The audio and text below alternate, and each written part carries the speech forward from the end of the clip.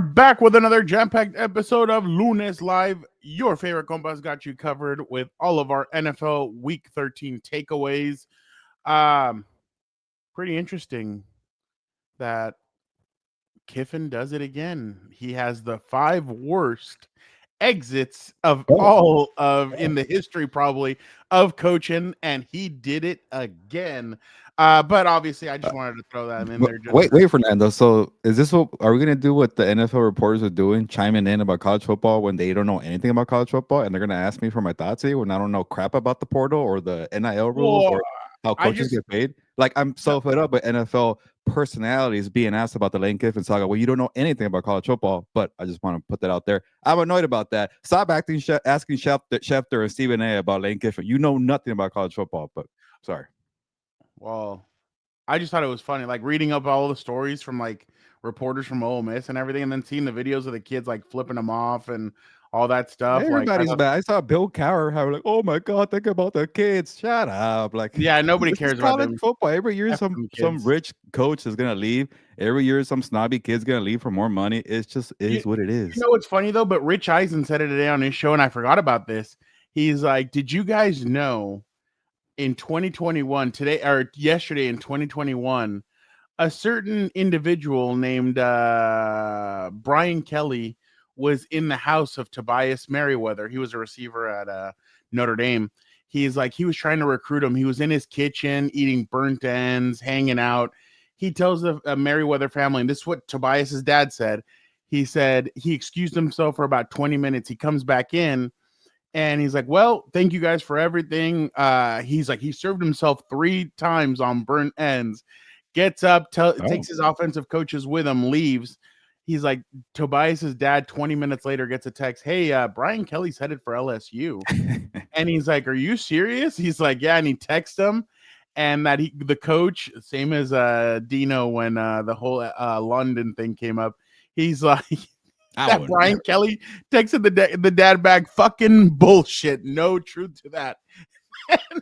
6 hours later, 12 hours later, he's meeting with his team, telling him, hey, I love you guys, but I'm out. So why is everybody so pissed off about it? This is college football in a nutshell. The funniest part is that Lane Kiffin said, whoever's not on that effing plane, they're not coaching with me in Baton Rouge.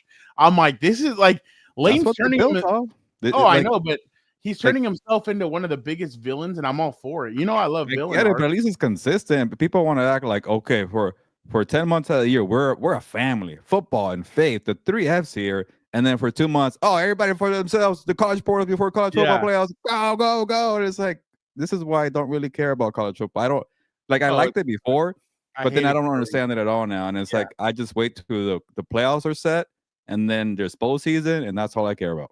They lost Hilberto, and they lost Nick Saban, and then they lost Hilberto. So I remember the whole BCS mess, and I thought that was complicated, and that was actually better, but whatever. Remember, they used to only choose they used to choose the national champion before. Pretty much. And now it's, the 1 and the 2. Now it's, 12 teams get in there and duke it out. By the way, Arch Manning and the 15 team are crying. I'm like, everybody has some sour grapes about everything in college football. # put Texas in the playoff. I want to see Arch Manning in the playoff. Yes. Nope. We're not doing that. I want to see Arch Manning.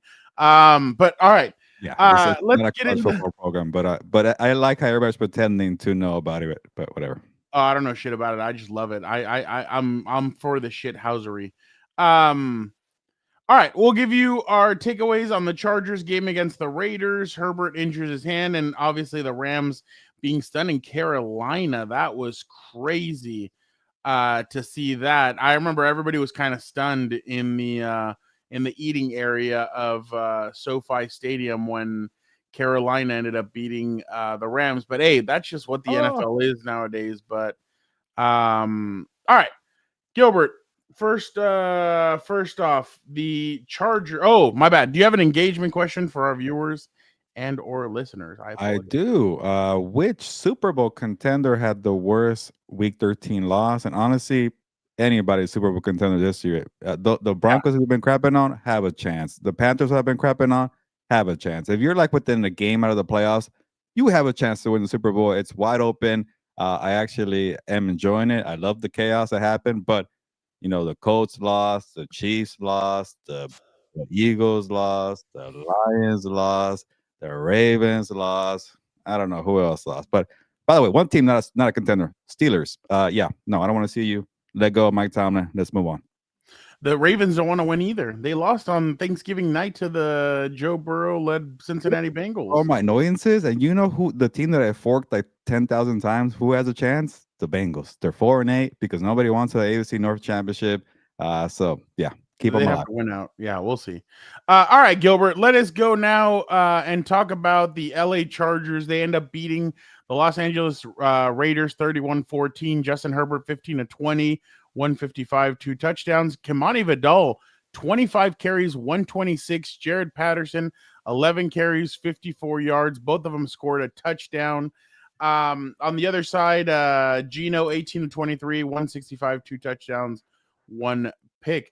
Gilbert, obviously after the game, Jim Harbaugh announced that Herbert had broken this part of his hand, the outside part of it, when he fell to the ground. Well, he didn't say why, but probably when he fell to the ground.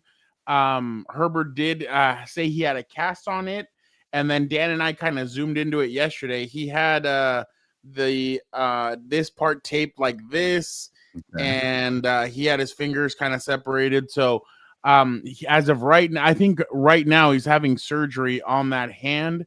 They fully expect him to play. Oh, no, sorry. They expect he's going to prepare as if he's going to play. Jim said today that Trey Lance is also going to get some work in this week. Dr. Chow, obviously, we all know, he said on Twitter that, from what I saw in his video, he said the quack himself said that that he thinks Herbert will be better than what he was yesterday in the game. He said playing like that with it broken is tough. He's like, on Monday, he's going to have it surgically repaired. Herbert should feel fine and feel ready to go. So I fully expect Herbert to play on Monday. I think that there's no way he doesn't play. And then on top of that, what was the other thing? Oh, Raiders players kept on trying to go at it. Like they kept on running past him and they kind of check him and kind of smack it a little bit, which I thought that was pretty interesting. But look, I know that the Raiders are a bad team. I know that they've lost, but even Adam Hill and some of these other guys, beat reporters on the Raiders, they were telling me, hey, the Raiders actually have a very good run defense. So for these guys to be able to run the ball on them, that was pretty impressive. And I'm kind of like, really? Like I was a little bit surprised, but I mean, it is what it is. But yeah, the Raiders, that was pretty interesting, Gilbert. I don't know what way you want to take it. You want to take it the Justin Herbert route or the Raider route, but the floor is yours for this. Yeah, I couldn't care less about the Raiders right now. They are doing what they're supposed to do, tanking, losing games, and then fire Pete Carroll at the end of the year, and then we'll move on. But with Justin Herbert, like I get it. They handled business, and credit to them for doing that in a week filled with upsets. But like, you're about to get to the hard part of the schedule: Philly, Dallas, Houston, Denver, Kansas City, and your guy is playing with one hand, and you're kind of actually lucky that it was on the other hand, not the throwing hand. Yeah. And you still have a bad O-line, but hey, it was a good sign that they were able to run block and run against, I guess, a very talented run defense, apparently. But that's what they were saying, not me. And I shouldn't be so quick to say, okay, the Chargers are going to really struggle against this tough schedule because, like we Gilbert, just Super Bowl favorites. I apologize. Rams number 1, Seahawks number 2, Bills number 3, Packers number 4.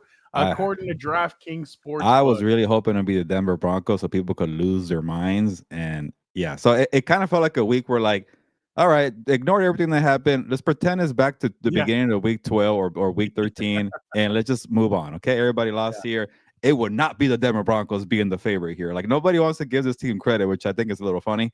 But going back to the Chargers, I can't just assume loss, or like they're going to beat a couple of these teams. It's just, I don't know which order. Would it be enough to make the playoffs? And at this point, you probably need to have, like, Dan wants 11 wins. That's probably the minimum to get 12. I think 2 more. 2 more. I think 10. I think 10 gets them in. I don't know, because you might get 3 teams from the AFC South. The Chiefs are not fully dead yet. And I know the Ravens and the Steelers stink, but what if they win 3 out of 4 or what? 4 out of the last 5? I think Houston's going to put the final nail in that Chiefs coffin this weekend. Okay, well that kind of still They're leaves. saying that Simmons and what's his name are not going to play his tackles. I just don't see 10 wins being enough. Like it, that means you're saying Indianapolis is going to completely fade and go Yeah. 2-3, then the rest of the way. What have they done the last But they also, the Chargers lost a tiebreaker to Indy. Say they go 2-3, they're not going to No, but the go Chargers have the 1-4. But it's head to head. Chargers Say they're 7, they're fighting for 7, and they go head to head. They lose that right there. What it was Well, Jacksonville. yeah. They lose it right there. It's tough, but I just think 11. You're saying 10. I could be wrong. Houston, Jacksonville, Indy, their schedules are freaking hard. I think Indy plays like the 49ers and also Seattle. Jacksonville still has to deal with the Broncos and their own divisional schedule, so it's very difficult. But again, yeah, maybe if you're right, Fernando, if they go 2 out of 3 and they get a playoff spot, that's going to be a blessing for this team that's just wounded. Maybe it just seems like everybody keeps on like there's no like nobody's on a hot streak. Nobody's do it. That's why I'm going with 10, just because everybody kind of feels like, oh, it's going to be 11. I kind of feel like teams are going to keep on losing. Like, what's each it other called? up. Buffalo still needs to go to New England. They still need to Philly. They still need to go to Philly. They still need to still play out Browns isn't going to be a given, not because of Shador. That defense is going to beat them up. I know 3 out of 2 or 3 out of 5. Oh, they play the Bengals this Sunday, which is not a gimme, but I know. But I don't know. Joe Burrow's back. I'll give him credit for that. But yeah, 3 out of 2 to 3 out of 5 seems right to me. Going 3-2 seems right, which is not even a good record, but it's hard to go 4-1 over the next 5 weeks with all these teams right there. And there's going to be probably 2 really good teams that are going to miss out. Same thing in the NFC, like the Lions, man. My Lions might be screwed. So overall, it's going to lead up to good football. So yeah, I shouldn't completely crap on the Chargers for their difficult schedule because it's never predictable. Maybe they go 4-1. I don't know.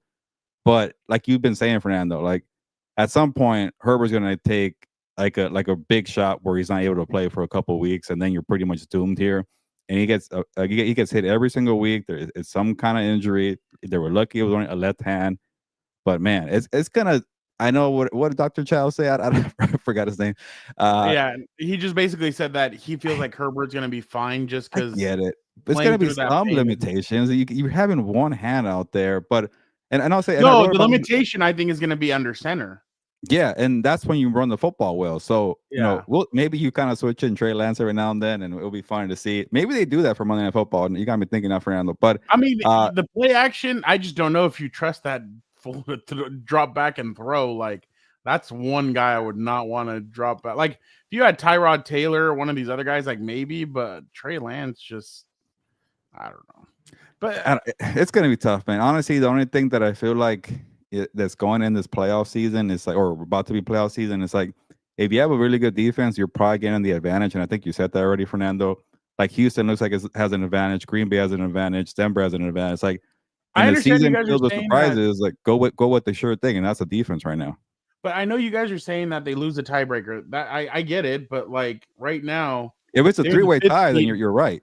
Well, they're the 5th seed because of the conference. They're 7-2 in the conference. So, but if it goes to just 2 teams, that's when it's head to head. But when it's 3 or 4, then you go into more of the other shit. Yeah. But I mean, well, the problem is too, they are tied up with the Colts and with the Buffalo Bills when it comes to record. I think this weekend Buffalo didn't even play Indianapolis or the Chargers, right? That's kind of weird. But yeah, no. My thing is the Colts. They play at Jaguars this Sunday. Then they go to the Seahawks. The 49ers come there. Then the Jaguars come there. Then they go at the Texans. The one that could free fall and lose all 5 games is them. With the Colts? Yeah, Danny Dimes has come back. It's a pretty difficult schedule. And then Sauce Gardner got hurt too. Yeah, and I think they still haven't beaten Jacksonville in years. I don't think they've. Oh, wow. I think it's been a couple of years since they've done that.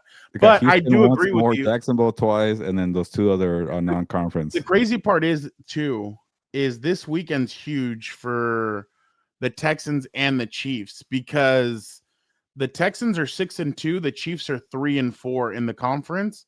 The Texans are the 8th seed, and the Chiefs are the 10th seed. If the Chiefs beat the Texans, then they're both 7-6, but the Texans have gotten knocked down a peg because they'd be 6-3 in the conference. So I mean, there's a lot of math to do with this, but the Texans basically need to win, be one of those teams that wins out as well. But I really think that this weekend, the loser of that game isn't making the playoffs. Oh, put it this way. Like, I think Houston has an advantage because they have a defense. And we saw yesterday with this crappy, which actually was kind of a fun game, a Washington-Denver game. Like, Bo Nix couldn't do anything, but they kept having a good defense to like, okay, you're going to win by 1 point, 2 points, 3 points. Doesn't matter. You're going to find a way to win. And I think that's what Houston has too right now. Yeah. And they have 2 crappy games, one against Arizona, one against the Raiders. That's 2 victories right there. That's 9 wins at least. So they have to go, maybe win 2 out of 3 against the good teams. And I think they could do it. But yeah, you're right. 4 out of 5. We're doing all the math here. It's pretty hard, but they have 2 gimmies, I feel like. But again, the Rams just lost to the Panthers. Yeah, well, I mean, the Cardinals are playing. They're both playing at Houston. So yeah, I can see that defense just bailing out the offense, and okay, let's call it a day and get a couple of victories here. Yeah, I'm just, man, the math of it all. I find it hard for Jim Harbaugh's club to lose 5 in a row, so I'm not going to go that route. No way. But I see 3-2 or 2-3 the next 5 weeks. I see more 2-3 than I see 3-2. And you say that's enough, which I think it's pushing it, but you never know. But I think enough, like 7th seed enough. Like you just barely got in. The only thing is that they're kind of waiting for Denver in the first round. That'd be fun. They're waiting for their outlier. They're waiting for Justin Herbert underwent successful surgery today. That's all. Yeah, they just tweeted it out. Okay. The thing is that they're waiting for Omarion. I kind of feel like Omarion might be able to stabilize some stuff, but I'm interested to see what he looks like because Philly's run defense was terrible last Friday. Philly's run defense has been terrible the last few weeks. Point.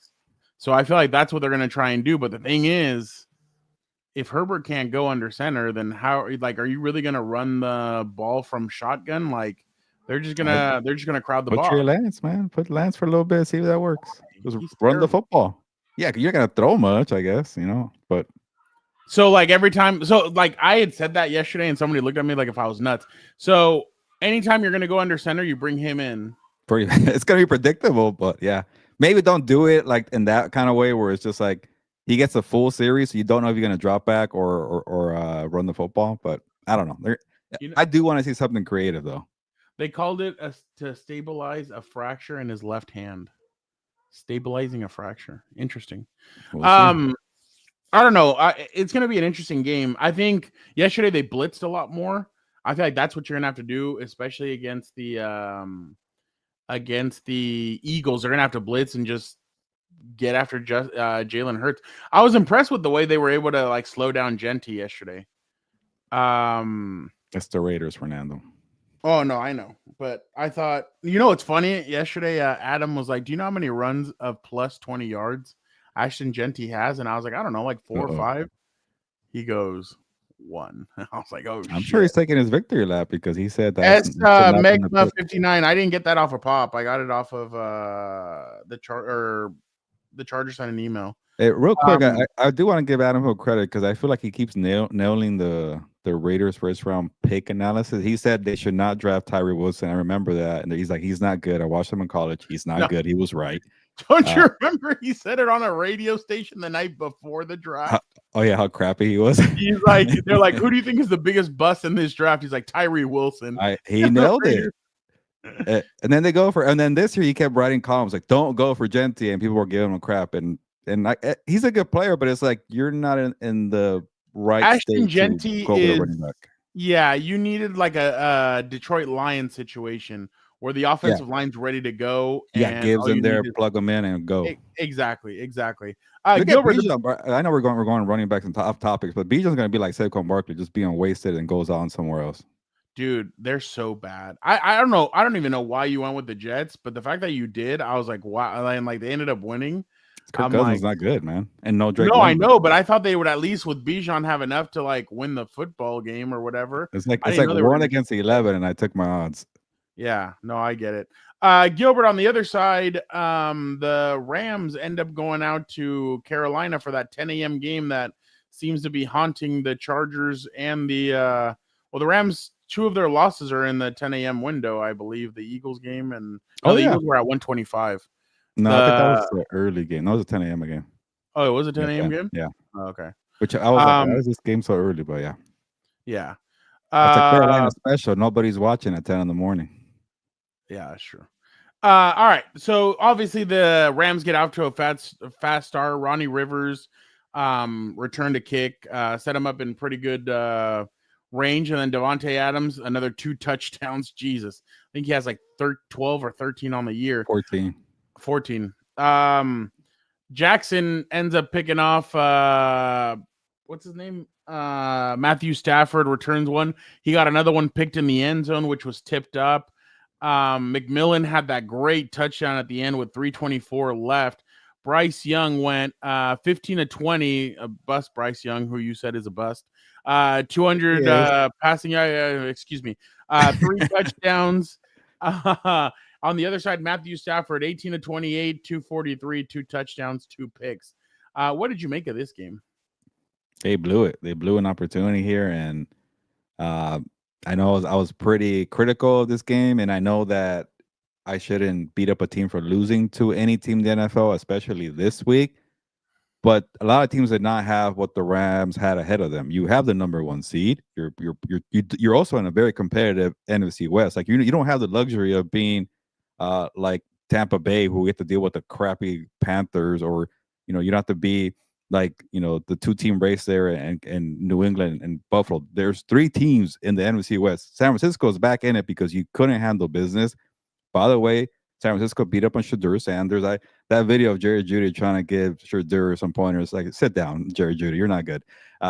Anyways, and then Seattle beat up on this no-name Timothy Chalamet, lookalike from the Vikings. They destroyed them. So now you have a three-team race. You also lost to a team within the conference, and also the team still in the mix is Philadelphia, a team that you lost to, by the way, head-to-head. And then also the Bears just refuse to lose, and people are saying they're going to fade. Well, we said that about Denver too, and they haven't faded. But I think to them, this is a pretty monumental loss where it's going to affect them. Like, I don't know if Seattle's going to lose again, but hey, the Rams could beat them again one more time. You don't have to worry about that. San Francisco's still there, which you split. You might have to go off of tiebreakers. To San Francisco's credit, Fernando, they've been beating up in the division. They're actually like 4-1, and that matters when you have to win the division title. So all these scenarios are in my head, like, you blew it, Rams. You should have beaten the Panthers. So when you're in a tiebreaker scenario, you lose these tiebreakers, point to week 13 in Carolina. So other than that, I won't even talk about the game.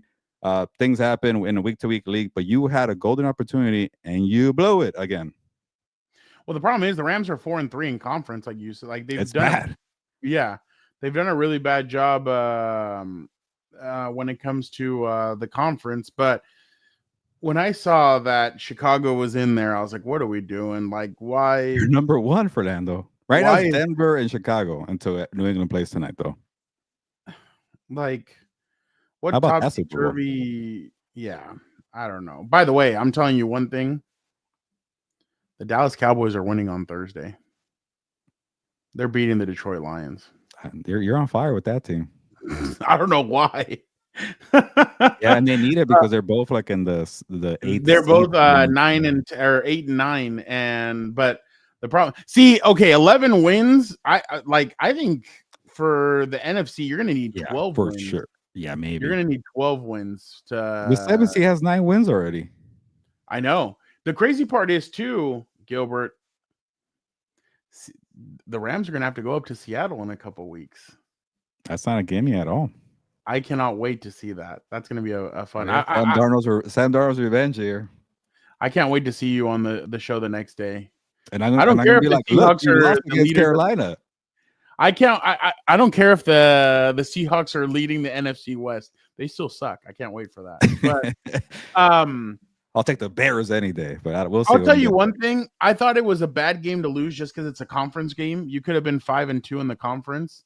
You would have set yourself up in a pretty nice way.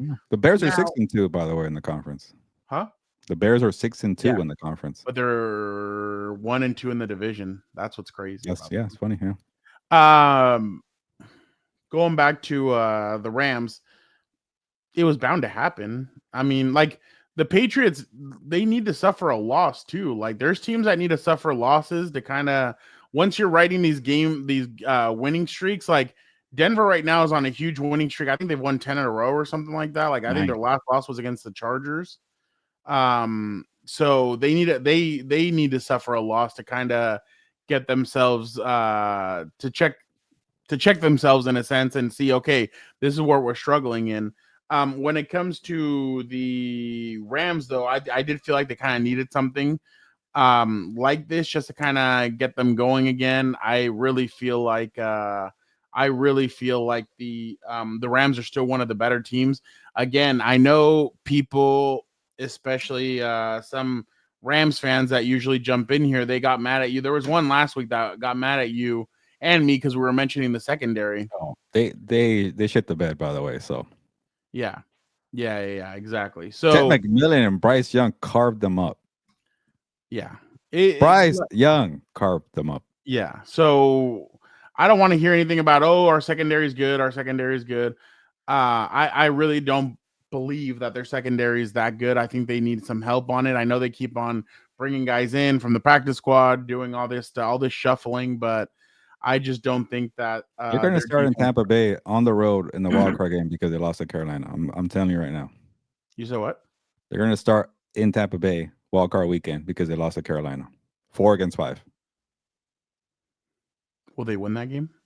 Oh, of course. But then they'll have to go to like Philly or Chicago and then lose in the second round. Oh, they'd beat Phil. What the hell's Ryan Clark wearing? They would beat Chicago. That's true. All right, but you play Philly in the NFC title game in Philadelphia, and that's when Carolina lost with Hunt you for reals. In the cold. All right, that's a good one. All right, let us move on now to let's see, where do I want to go? And yes, good point. Jalen Coker, who I forgot was playing this year, went off against the Rams too.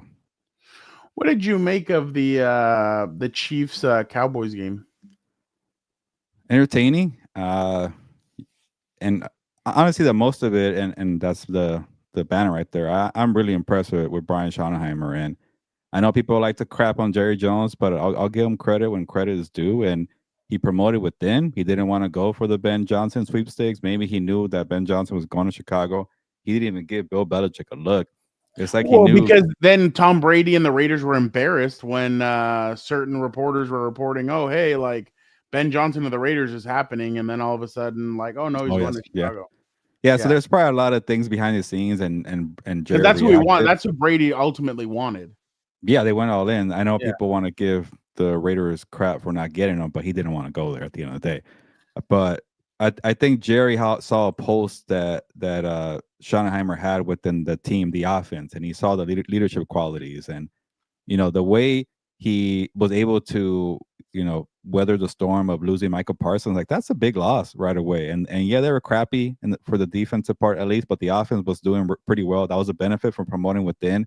There wasn't a lot of turnover. It's kind of learned the different terminology for between him and McCarthy. George Pickens was kind of a head case. He plugged them in right away. He was having a career year. I thought Gilberto was a Kraken fan. What a bandwagon. Hey, I'm going to find a different NHL hat to jump on. So, whatever you want to call me as an NHL hockey fan, that's what I am. I don't care.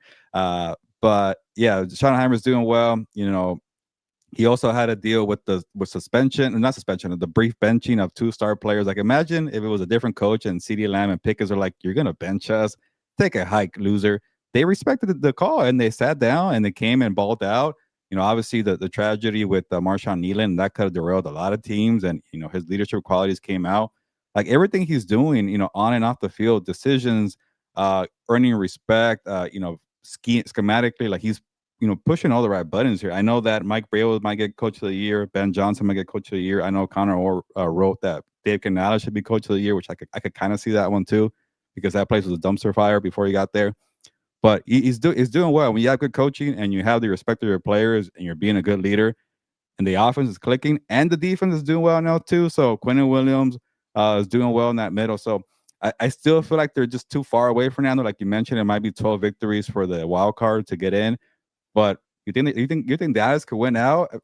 A couple of weeks ago, I thought that was delusional talk, but they have a chance now. I don't know if you're going to ride them the whole time, Fernando. You should have had a bet in Vegas and just bet every single week on Dallas and ride it out. But they play Detroit and they win. Maybe you could win out, and that will get you to the playoffs. So if you go 4-1, that'll be 11-5-1. Does that get you into the playoffs? Even that's difficult, Fernando. So if you have to go 5-0 pretty much to have a shot here. Let's see. And don't ask me to do the picks. You're the one that's the genius here with Dallas. At Lions win. At Vikings at Cowboys win. That Chargers game is such a toss-up. I think they'll beat the Commanders and they'll beat the Giants. I think their one loss will be the Chargers, just because the Chargers usually do really well against them. They'll be 11-5-1. Is that enough? Yeah. Oh, sorry. No, so that'd be 10-5-1. Yeah. Sorry, 10-5-1. I don't know. That's enough. Look at who a certain individual has as the coach of the year. Matt LaFleur. Oh, hey, I'll give him credit. That was a big time victory. He went for it. He did not play scared. He went into Detroit and got it. And after everybody was trying to get him fired a couple of weeks ago, yeah, he should take a victory lap here. I really feel like Marty had a way of being able to talk players down. We all know, no offense, CeeDee Lamb and George Pickens are shitbirds. Like, they are very erratic.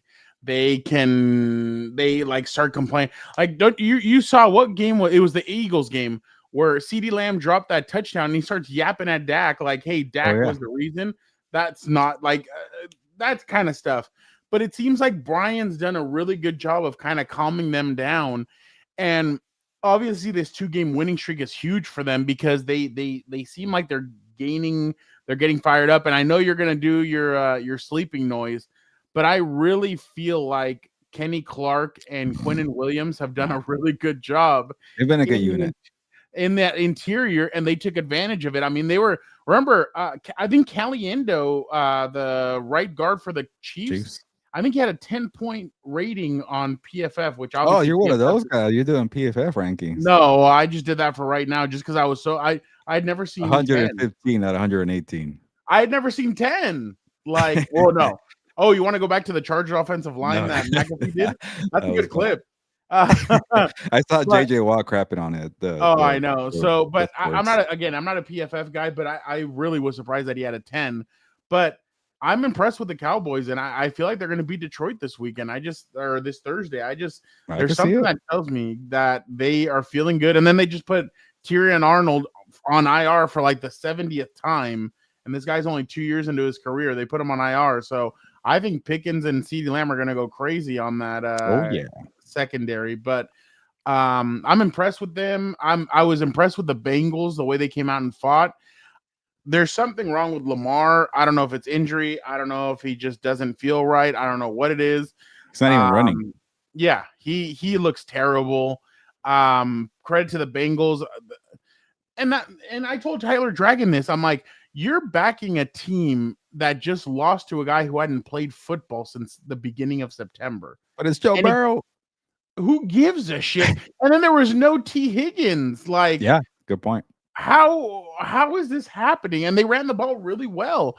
And then on top of that, I thought the Packers finally settled down. I thought they had a good combination of passing, running the football.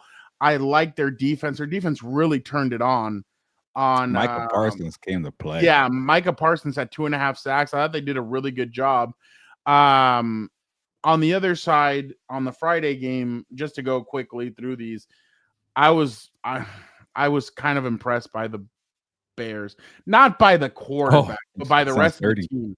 No, Caleb was throwing some passes that I'm like, I'm going to talk about the Bears. I'm not going to talk about Caleb. He wasn't needed, though. That's the point. I know, but the Bears running game has really caught on. They have that rookie, and then they have obviously DeAndre Swift. Their defense played well. I was really impressed with them. I know they couldn't guard AJ Brown, but it seems like the last 2 weeks Doesn't they've matter. said, okay, AJ, you want to get your catches? Here you go. We're losing games, but there you go. You got your 100 catches receiving now. yards and a touchdown in both games, both losses. It's incredible. Sometimes you have to make sacrifices to for But I the want the betterment of the ball. program. To my Twitch followers, let me tell you about why I'm so mad about winning all the time. To my Twitch followers. Last night, I was more impressed with the Commanders than the Commanders keep on showing fight no matter what it is. Like they keep on fighting, whether it's Mariota or it's Jaden Daniels. Like I was really impressed with the fight that they showed. The one thing I will shit on the Commanders for is if you're not gonna block one person, Laramie Tunsil, it needs to be Nick Bonito, not freaking Alex Singleton. Like you should have just let Singleton go in, because if Singleton comes in from that side, he gets that pass out and the running back catches it and walks into the end zone. But I mean, it is what it is. The Broncos got what's coming to them. Don't worry. I know it. We've all been waiting for him. Like you know how you're saying you feel dirty talking about the Bears. I feel dirty talking about the Broncos. But there is one last game that the Raiders are gonna win. It is when the Broncos come to Allegiant. That's the one game I see them. Sure, but they've won so much they could afford to lose a game and still win the AFC West. Like that's how Who much. cares? I just want to. No, I get it. I just want to see them lose one. But I just need to. Let me respond to Jorge. Like it's not that I like Bo Nix. He had a horrendous fourth quarter. He's just like Caleb Williams, very erratic. I wrote about the Broncos and I was gonna give him more credit, and then I saw how they pretty much were trying to lose that game in the fourth quarter, and I'm like, let me just. He was terrible. It was, and he threw that pass right at Bobby Wagner. Yeah, and the rest were in the way. They were trying to help out Denver, and they were still having to go to overtime. They almost lost on the 2-point conversion, but like you mentioned, Bonito got the hand there.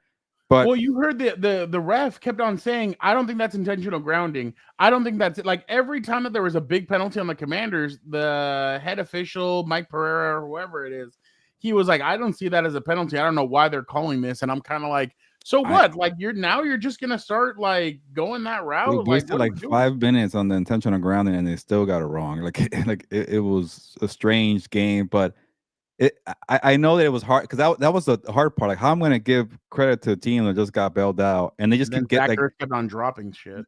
Yeah, that's true. And that's another play there. I'm glad that they made up when they called the kind of a questionable hold. I think it was a hold on.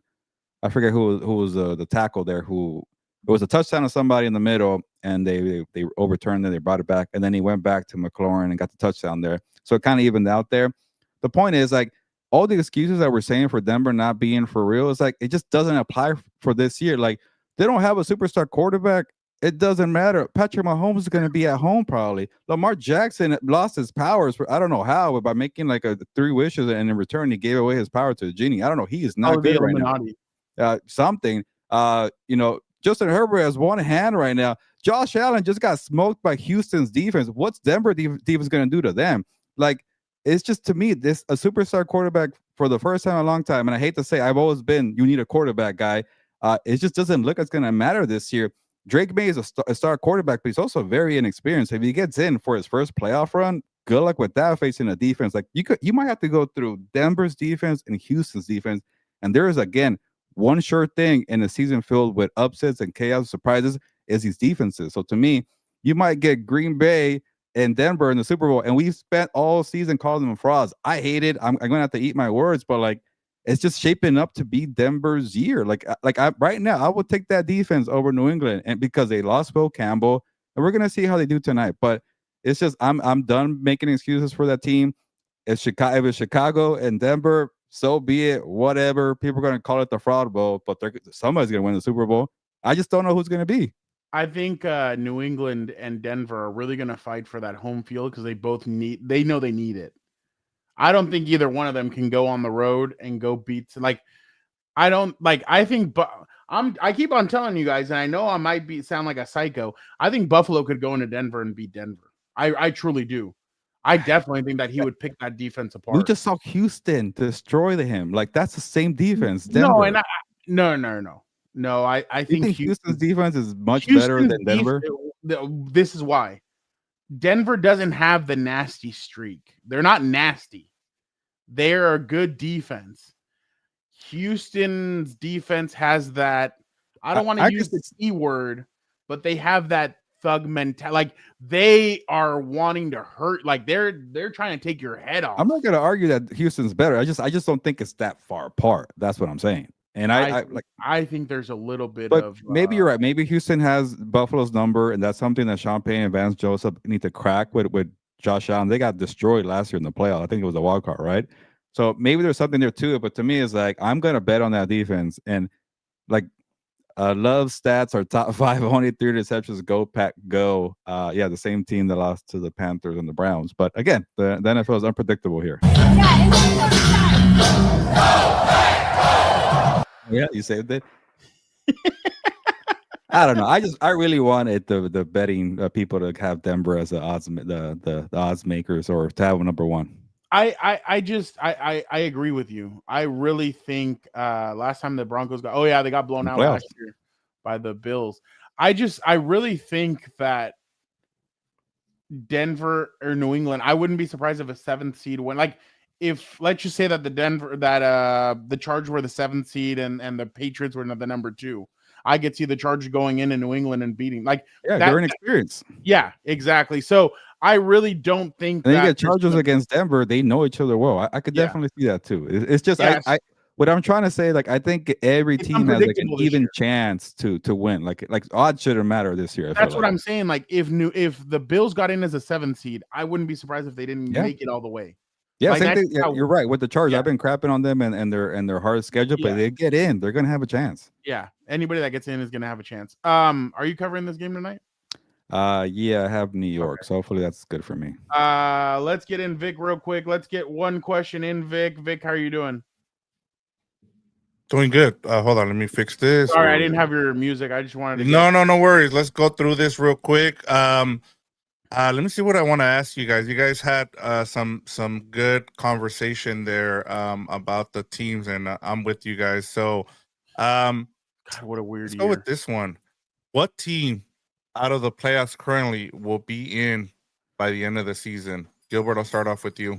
That's easy. I'm joining the bandwagon. Victor, scoot over on Houston. I think their defense is going to help them win. They're not. I just said this about Carolina and the Rams, but they're not going to lose to Arizona and the Raiders. That's 2 victories right there. So I think that defense can help them win a couple more to get in. They are 1 game behind right now, so they have the most work to do. But I think they're in. I already forked Kansas City a while ago. I'm really losing faith in Detroit. And who's the other teams that are out there? Yeah, I got Panthers, Cowboys, Texans, Lions, and Steelers. They're all in the mix. Cowboys are 2 behind. The Carolina's going to crap the bed on Week 18 when they play Tampa Bay and lose. They're going to be in it. People are going to talk them up. They're going to lose. So I'll say 1, and it's the only one I have faith in is Houston right now. Fernando? I mean, Team Jerry Jones. They're too far behind, dude. But okay. Not the way everything's going on right now. They better win now, and you better the way everything's setting up. That tie is going to end up helping them. I know. I really feel I think they're going to win it. Get into the playoffs for some reason. If they go 4-1, that's only 10-5-1. Like that time might even screw them. They can do it. Don't worry. They have to go 5-0. All right. Yeah. All right. One more here. I'll go quick with this one here. What has been the best first-year coaching performance? Now, who's going to win Coach of the Year? Which first-year coach has impressed you the most here? And I'll give you some options here. You got Mike Brable, Liam Cohen, Brian Schottenheimer, or Ben Johnson. I will go with Mike Vrabel just because of the simple fact that last year people thought that Drake May was okay, but they didn't really see much from him. They were like, oh, there was moments. But I think Mike has really flipped this team around. He's gotten rid of players that he's just like that last year they were counting on them. This year he's like, you can kick rocks. I don't really need you. I really feel like Drake May, 21 touchdowns, 6 picks, 3,000 yards, 71% completion. The one thing that I was very impressed with from Mike was being able to get Josh McDaniels to come back because that was key for him. So I really feel like the coaching staff that he's put around, and I know their defensive coordinators going through cancer treatment right now, and prayers up to him. But and then Stephon Diggs comes in after a torn ACL. He's looked good at times. I'm really impressed with the job that Mike Vrabel's done, and it just shows you that when you have a coach like that, I mean, anything can happen. So I'm definitely impressed, and I know that they've faced an easy schedule and everything, but you can only face the schedule that you had ahead. You literally went from worst to first, so that's all you can literally ask for. So as of right now, I would go with Mike Vrabel. All right, Gilbert. Is it going to be Schottenheimer here? I'll say if Fernando's right and they make the playoffs, it has to be Schottenheimer. Like in a way, I kind of want to discredit Ben Johnson and Mike Vrabel because they got first round quarterbacks and they're kind of building off a different coaching staff. Like it happens all the time. It's like Anthony Lynn and Justin Herbert. Here, you're on the best path possible. Oh, I'm getting fired now. Oh, you want to take over what I did? Stadium didn't really do much with that. But I just feel like they were set up to like, let's go all in with Drake May. I do respect that New England didn't wait for Drake May to make the playoffs. It always happens. Like Jaden Daniels and CJ Stroud, we made the playoffs with a rookie contract. Let's splurge, just spend everything. Black Friday deals, just go. And they did that before they got to the playoffs. So I kind of, they were thinking ahead. So everything Mike Vrabel was doing, he's my choice right now. And I like that Ben Johnson's been able to kind of scheme around Caleb Williams, and that's kind of a little bit of a knock on him. But he's finding ways to win with Caleb Williams, but he's trying to grow on the fly, which is not easy to do. So I could see all these guys having, a legit shot to win it. But Schottenheimer, man, all the crap he has to deal with, Michael Parsons being gone, a player dying, having to deal with these two wide receiver divas, a crappy defense that just kind of reloaded out of nowhere. And got better. So then you have a meddling owner that does things without the pressure. You're called a terrible hire, but if he gets in, like Fernando's saying, then it has to be him. Yeah, and like you said, I mean, he didn't have a fourth place schedule like Ben Johnson and Mike Vrabel, so that's a good point by you as well. I know someone that gets kind of overlooked is Liam Cohen. I know they're kind of up and down and all over the place, but I mean, we're talking about the Jaguars in December. I mean, that's crazy. So, but that's all I have for you guys here. But yeah, good show. Okay, appreciate everybody so much for jumping on. Don't forget, tomorrow, the 4 Compas show. No Dan, but we will be having a special guest jumping on, so make sure you guys tune in. That show will start at 4:30. Our special guest will jump on 4:40 at 4:45. And tomorrow, we'll talk a little bit more about what Gilbert and I got into over the weekend. I was at multiple different places, so do want to get into a little bit of that. But yeah, appreciate it. Yeah. Can you imagine if he was in here? But definitely appreciate everybody. You guys are the best. Gilbert, Angel, I don't know about What's Up Bolts. I'm still deciding because it's a weird week this week. So I'll let you guys know tomorrow morning what I decide. Our special guest tomorrow might have to jump on with me to preview that show, but we'll get into that. Wow. Let's give one more. Oh yeah, for that comment, of course, I like it. But definitely appreciate everybody. You guys are the best. Gilbert, why don't you get us out of here? Yeah, I think Robert must be a USC fan because he's trying to praise Caleb Williams he was not good on Black Friday. It was a Russian attack. But I digress. Time to get going. Ya nos vamos, pues. Vámonos.